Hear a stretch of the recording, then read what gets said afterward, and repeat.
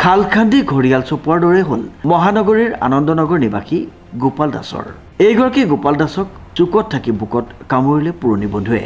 অভিযোগ অনুসৰি নলেগলে লগা বন্ধুৰ সৈতে জীৱনটো সুখে দুখে একেলগে পাৰ কৰাৰ সপোন দেখিছিল খ্ৰীষ্টিয়ান বস্তিৰ বাসিন্দা গোপাল দাসে, কিন্তু তেওঁক বিত্ৰি কৰিলে নিজ পৰম বন্ধুৱে।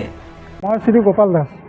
মই এইডোখৰ মাটি যিটো দিছে এইখিনি মাটিও আমাৰ, কিন্তু মোৰ পইচাৰ অসুবিধা হোৱাৰ কাৰণে এই পিছডোখৰ যিটো মাটি আপোনালোকে দেখি আছে সেইডোখৰ মাটি মই অনিতা পোদ্দাৰক দিছিলোঁ।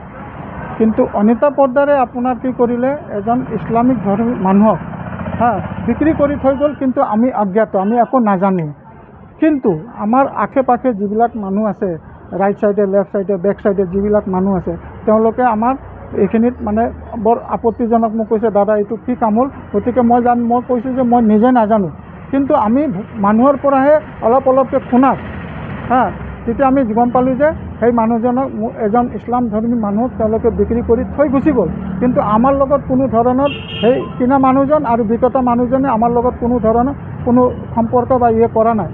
কিন্তু এতিয়া আমাৰ দেউতাৰ দিনৰ এখন মন্দিৰ আছে, সেই মন্দিৰটোত আমি যেতিয়া এটা শিৱৰাত্ৰি হয়, ডাঙৰকৈ হয়, আমাৰ গোটেই ৰাইজৰ অঞ্চলৰ মানুহ আহি ইয়াতে মানে পূজা পাতল কৰে। কিন্তু আজি মই সেইখিনি হৈছে মানুহে যিখিনি কষ্ট পাই আছে সেই বস্তুটো হোৱাৰ কাৰণে যে দাদা আমি ইয়াতে কেনেকৈ পূজা পাতল কৰিম।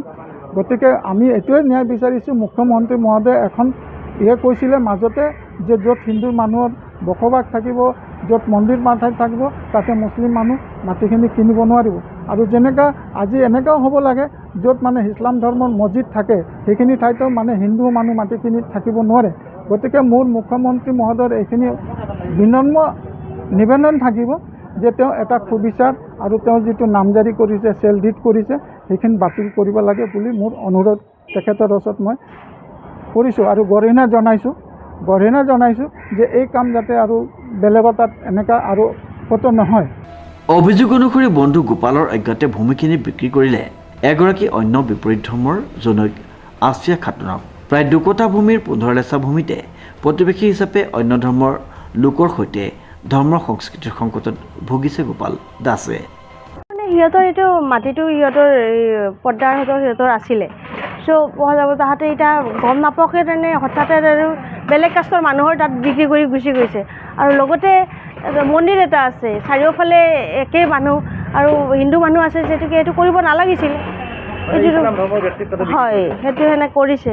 তো তেতিয়া মানে মন্দিৰ যিহেতুকে ৰাজহুৱাই মন্দিৰ, প্ৰায় ওচৰৰ বজাৰৰ চব মানুহখিনি আহে ইয়াত। তো সেইটো ভুল কথা, যিহেতুকে তেখেতে কৰিব নালাগিছিল। কথাটো জানো মই ইয়াত মোৰ ৰেণ্টতে আছোঁ ইয়াতে, তাৰপিছত জনাব লাগিছিল, কমচে কম সুধিব লাগিছিল। তো এতিয়াতো কৰিলে কি কৰি, যদি হৈছে এইটো যদি সম্ভৱ হয় যদি কৰিব লাগে, মানে বাতিল কৰাটো ভাল হ'ব প্ৰত্যেকৰ কাৰণে ভাল হ'ব। আৰু ওচৰে পাজৰৰখিনিক আৰু আপত্তি নাথাকিব তেতিয়া। মই নাজানো, সেইটো নাজানো ক'ত পৰিছে। হয়, তাহাঁতে। ইতিমধ্যে গোপাল দাসে আবেদন জনাইছে মহানগৰ জিলা আয়ুক্তৰ লগতে মুখ্যমন্ত্ৰীলৈ, লগতে কাষ চাপিছে সংবাদ মাধ্যমৰ ওচৰতো। Bureau' report, news now.